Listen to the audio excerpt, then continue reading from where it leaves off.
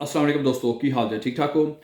ताज़ा तरीन खबरां लैके ਤੁਹਾਡੇ ਨਾਲ ਹਾਜ਼ਰ ਹਾਂ जनाब। खबर है ने कि जो कि यूक्रेन ਦੇ ਵਿੱਚ ਇਸ ਟਾਈਮ ਜੰਗ ਲੱਗੀ ਹੋਈ ਹੈ ਤੇ ਯੂਕਰੇਨ ਦੇ ਸਦਰ ਨੇ ਆਪਣੇ ਦਾਰੁਲ ਹਕੂਮਤ ਨੂੰ ਕੈਫ ਜਿਹੜਾ ਹੈ ਉਹਨੂੰ ਮਜ਼ਬੂਤ ਕਰਨ ਵਾਸਤੇ ਕੀ ਕੀਤਾ ਹੈ, ਉੱਥੇ ਦਾ ਜਿਹੜਾ ਫੌਜੀ ਕਮਾਂਡੋ ਹੈ ਨਾ ਉਹਨੂੰ ਤਬਦੀਲ ਕਰ ਦਿੱਤਾ ਹੈ। ਠੀਕ ਹੈ, ਪਿਛਲੇ ਰੋਜ਼ ਉਹਨਾਂ ਦੇ ਆਪਸ 'ਚ ਮਤਲਬ ਕਿ ਮੁਜ਼ਾਕਰਾਤ ਤੇ ਮੀਟਿੰਗ ਹੋਏ ਸਨ ਲੇਕਿਨ ਉਹ ਨਾਕਾਮ ਹੋ ਗਏ ਨੇ। ਠੀਕ ਹੈ, ਉਸ ਤੋਂ ਬਾਅਦ ਰੂਸੀ ਜਿਹੜੇ ਹਮਲੇ ਨੇ ਉਹਨਾਂ 'ਚ ਤੇਜ਼ੀ ਆ ਗਈ ਹੈ ਤੇ ਜੰਗ ਜਿਹੜੀ ਹੈ ਉਹ ਕਹਿ ਲਓ ਕਿ ਇਸ ਟਾਈਮ 6ਵੇਂ ਰੋਜ਼ ਅੱਜ 6ਵਾਂ ਦਿਨ ਹੈ ਜੰਗ ਨੂੰ ਚੱਲਦਿਆਂ ਹੋਇਆਂ। ਠੀਕ ਹੈ, ਤੇ ਰੂਸੀ ਕਿਉਂਕਿ ਜਦੋਂ ਮੁਜ਼ਾਕਰਤ ਨਾਕਾਮ ਹੋਏ ਤੇ ਜਿਹੜੀ ਰੂਸੀ ਫੌਜ ਹੈ ਉਸ ਨੇ ਵੀ ਮਤਲਬ ਕਿ ਉਧਰਲੇ ਪਾਸੇ ਹਮਲੇ ਕਰਨ ਦੀ ਨਾ ਬਹੁਤ ਤੇਜ਼ ਰਫ਼ਤਾਰ ਜਿਹੜੀ ਉਹਨਾਂ ਦੀ ਵੱਧ ਗਈ ਹੈ, ਪੇਸ਼ਕਦਮੀ ਉਹਨਾਂ ਦੀ ਜਿਹੜੀ ਹੈ ਨਾ ਉਧਰ ਨੂੰ ਤੇਜ਼ ਹੋ ਗਈ ਹੈ। ਯੂਕਰੇਨੀ ਸਦਰ ਨੇ ਫਿਰ ਕੌਮ ਨਾਲ ਵੀ ਖਿਤਾਬ ਕੀਤਾ। ਉਹਨੇ ਕਿਹਾ ਕਿ ਸਭ ਤੋਂ ਪਹਿਲੇ ਜਿਹੜਾ ਦਾਰੁਲ ਹਕੂਮਤ ਹੈ ਉਹਨੂੰ ਮਤਲਬ ਕਿ ਅਸੀਂ ਬਚਾਉਣ ਦੀ ਉਹਦਾ ਦਿਫਾਅ ਕਰਨਾ ਸਾਡੇ ਵਾਸਤੇ ਅਵਲੀ ਤਰਜੀਹ 'ਚ ਸ਼ਾਮਿਲ ਹੈ ਤੇ ਇਸ ਮਕਸਦ ਲਈ ਅਸੀਂ ਜਿਹੜੀ ਮਿਲਟਰੀ ਐਡਮਿਨਿਸਟ੍ਰੇਸ਼ਨ ਜਿਹੜੀ ਹੈਗੀ ਹੈ ਉਸ ਨੂੰ ਅਸੀਂ ਤਬਦੀਲ ਕੀਤਾ ਵੇ।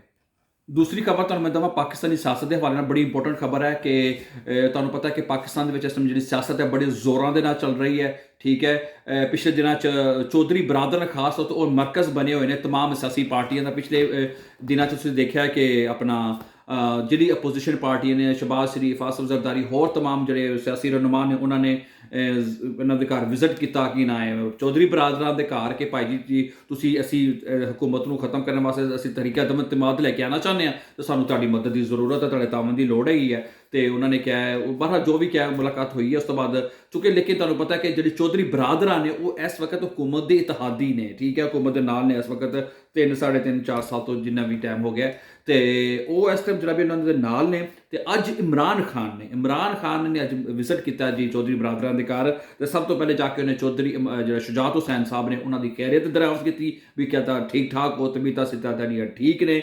ਤੇ ਮੁਲਾਕਾਤ ਤੋਂ ਬਾਅਦ ਉਹਨਾਂ ਨੇ ਜਨਾਬ ਅਲੀ ਫਿਰ ਉਹਨਾਂ ਨੂੰ ਕਿਹਾ ਕਮ ਅਜ਼ ਕਮ 30-35 ਮਿੰਟ ਦੇ ਕਰੀਬ ਦੀ ਮੁਲਾਕਾਤ ਰਹੀ ਉਹਨਾਂ ਦੀ ਆਪਸ 'ਚ। ਤੇ ਉਹਨਾਂ ਨੇ ਕਿਹਾ ਗੱਲ ਸੁਣੋ ਭਾਈ ਜੀ ਤੁਸੀਂ ਹਮੇਸ਼ਾ ਇੰਨੇ ਸਾਲਾਂ ਤੋਂ ਸਾਡੇ ਨਾਲ ਚੱਲਦੇ ਆ ਰਹੇ ਹੋ। ਠੀਕ ਹੈ, ਔਖੇ ਵਕਤ ਤੁਸੀਂ ਸਾਡਾ ਸੌਖੇ ਵਕਤ ਸਾਡਾ ਸਾਥ ਵੀ ਦਿੱਤਾ ਤੁਸੀਂ। ਅਗਰ ਕੋਈ ਮੁਸ਼ਕਿਲ ਟਾਈਮ ਆਉਂਦਾ ਹੈ ਬਾਇਸ਼ਪੀਲ, ਕੋਈ ਤਹਿਰੀਕ ਇਤਮਾਦ ਆ ਜਾਏ, ਕੋਈ ਚੀਜ਼ ਵੀ ਆ ਜਾਏ ਤੇ ਜਨਾਬ ਤੁਸੀਂ ਸਾਡੇ ਨਾਲ ਹੀ ਰਹਿਣਾ ਹੈ। ਠੀਕ ਹੈ, ਤੇ ਉਧਰੋਂ ਫਿਰ ਚੌਧਰੀ ਬਰਾਦਰਾਂ ਦਾ ਵੀ ਬਿਆਨ ਆਇਆ। ਉਹਨੇ ਕਿਹਾ ਜੀ ਇਮਰਾਨ ਖਾਨ ਸਾਹਿਬ ਤੁਸੀਂ ਪਰੇਸ਼ਾਨ ਨਾ ਹੋਵੋ ਤੇ ਉਹਨਾਂ ਕਿਸੇ ਬਰਾਦਰਾਂ ਨੇ ਕਿਹਾ ਡਟ ਕਰ ਵਜ਼ੀਰ ਆਜ਼ਮ ਦੇ ਨਾਲ ਸਾਥ ਖੜੇ ਹੋਣ ਦਾ ਐਲਾਨ ਕਰਤਾ ਉਹਨੇ ਕਿਹਾ ਇਮਰਾਨ ਖਾਨ ਸਾਹਿਬ ਅਸੀਂ ਪਹਿਲੇ ਵੀ ਤੁਹਾਡੇ ਨਾਲ ਸਾਂ ਤੇ ਹੁਣ ਵੀ ਅਸੀਂ ਤੁਹਾਡੇ ਨਾਲ, ਤੁਸੀਂ ਬਿਲਕੁਲ ਪਰੇਸ਼ਾਨ ਨਹੀਂ ਹੋਣਾ, ਟੈਨਸ਼ਨ ਨਹੀਂ ਲੈਣੀ ਤੇ ਤੁਸੀਂ ਆਏ ਹੋ ਚੱਲ ਕੇ ਮਿਹਰਬਾਨੀ ਤੇ ਅਸੀਂ ਤੁਹਾਡੇ ਨਾਲ ਹੀ ਹਾਂ, ਪਰੇਸ਼ਾਨ ਨਹੀਂ ਹੋਣਾ, ਤੁਸੀਂ ਘਬਰਾਉਣਾ ਨਹੀਂ। ਤੇ ਇਹ ਜਨਾਬ ਅੰਦਰੂਨੀ ਗੱਲ ਸੀ, ਅੰਦਰੂਨੀ ਕਹਾਣੀ ਸੀ ਜਿਹੜੀ ਮੈਂ ਤੁਹਾਡੇ ਨਾਲ ਸ਼ੇਅਰ ਕੀਤੀ ਹੈ, ਜਿਹੜੀ ਅੱਜ ਇਮਰਾਨ ਖਾਨ ਨੇ ਜਨਾਬ ਅਲੀ ਵਿਜ਼ਿਟ ਕੀਤਾ ਤੇ ਉਹਦੇ ਨਾਲ ਰੱਬ ਤੁਹਾਡਾ ਭਲਾ ਕਰੇ ਕਿ ਉਹਨਾਂ ਨੂੰ ਕਿਹਾ ਕਿ ਤੁਸੀਂ ਸਾਡੇ ਨਾਲ ਹੀ ਰਹਿਣਾ।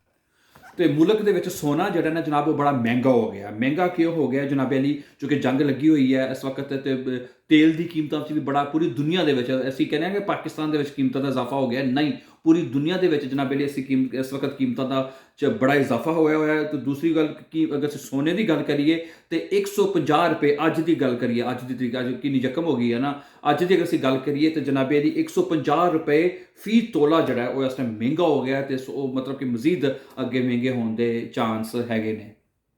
ਤੇ ਖੇਡ ਦੇ ਮੈਦਾਨ 'ਚ ਤੁਹਾਨੂੰ ਛੋਟੀ ਜਿਹੀ ਖਬਰ ਦਿੰਦੇ ਜਾਈਏ, ਹਾਰਿਸ ਰਊਫ ਤੋਂ ਕਿ PSL ਤਾਂ ਖਤਮ ਹੋ ਗਿਆ ਤੇ ਪਾਕਿਸਤਾਨੀ ਟੀਮ ਜਿਹੜੀ ਆਸਟ੍ਰੇਲੀਆ ਜਿਹੜੀ ਪਾਕਿਸਤਾਨ ਦੇ ਦੌਰੇ 'ਤੇ ਆਈ ਹੋਈ ਹੈ ਇਸ ਟਾਈਮ ਤੇ ਮੈਚ ਸ਼ੁਰੂ ਹੋਣੇ ਨੇ। ਤੇ ਹਾਰਿਸ ਰਊਫ ਜਿਹੜੇ ਪਾਕਿਸਤਾਨ ਦੇ ਮੀਡੀਅਮ ਫਾਸਟ ਬੋਲਰ ਨੇ ਉਹਨਾਂ ਦਾ ਕਰੋਨਾ ਟੈਸਟ ਜਿਹੜਾ ਉਹ ਮੁਸਬਤ ਆ ਗਿਆ ਵੇ ਤੇ ਜਨਾਬ ਅਲੀ ਉਹ ਹੁਣ ਕਹਿੰਦੇ ਨੇ ਕਿ ਸ਼ਾਇਦ ਜਿਹੜੇ ਪਹਿਲੇ ਮੈਚ ਨੇ ਉਹ ਉਹਨਾਂ 'ਚ ਹਿੱਸਾ ਨਹੀਂ ਲੈ ਸਕਦੇ। ਤੇ ਇਸ ਤਰ੍ਹਾਂ ਜਿਹੜੇ ਦੂਜੇ ਖਿਲਾੜੀ ਨੇ ਪਾਕਿਸਤਾਨ ਦੇ ਸਕਾਊਟ ਦੇ ਵਿੱਚ ਜਿਹੜੇ ਸ਼ਾਮਿਲ ਪਲੇਅਰ ਹੈਗੇ ਨੇ ਉਹਨਾਂ ਦਾ ਵੀ ਟੈਸਟ ਕੀਤਾ ਗਿਆ, ਲੇਕਿਨ ਜਿਹੜੇ ਤਮਾਮ ਪਲੇਅਰਸ ਨੇ ਉਹਨਾਂ ਦਾ ਕਰੋਨਾ ਟੈਸਟ ਮੰਫੀ ਆਇਆ, ਲੇਕਿਨ ਇਹ ਜਿਹੜੇ ਨੇ ਆਪਣਾ ਹਾਰਿਸ ਰਊਫ ਸਾਹਿਬ ਇਹਨਾਂ ਦਾ ਮੰਫੀ ਆਇਆ।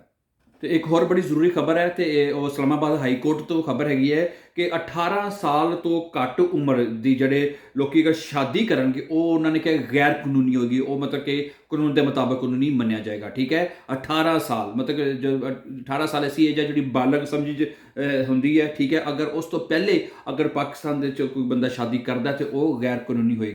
ਤੇ ਫੈਸਲੇ 'ਚ ਉਹਨਾਂ ਕਿਹਾ ਕਿ 18 ਸਾਲ ਤੋਂ ਘੱਟ ਉਮਰ ਦੀ ਜਿਹੜੀ ਲੜਕੀ ਹੈ ਨਾ ਉਹ ਖੁਦ ਸ਼ਾਦੀ ਕਰ ਸਕਦੀ ਹੈ ਤੇ ਨਾ ਹੀ ਉਹਦੇ ਵਾਲਿਦੈਨ ਕਰਵਾ ਸਕਦੇ ਨੇ। ਠੀਕ ਹੈ, ਤੇ 18 ਸਾਲ ਤੋਂ ਘੱਟ ਜਿਹੜੀ ਉਮਰ ਯਾਨੀ ਘੱਟ ਤੋਂ ਘੱਟ 18 ਸਾਲ ਉਮਰ ਹੋਵੇ, 18 ਸਾਲ ਤੋਂ ਥੱਲੇ ਉਮਰ ਜਿਹੜੀ ਹੈ ਉਹ ਨਹੀਂ ਹੋਣੀ ਚਾਹੀਦੀ।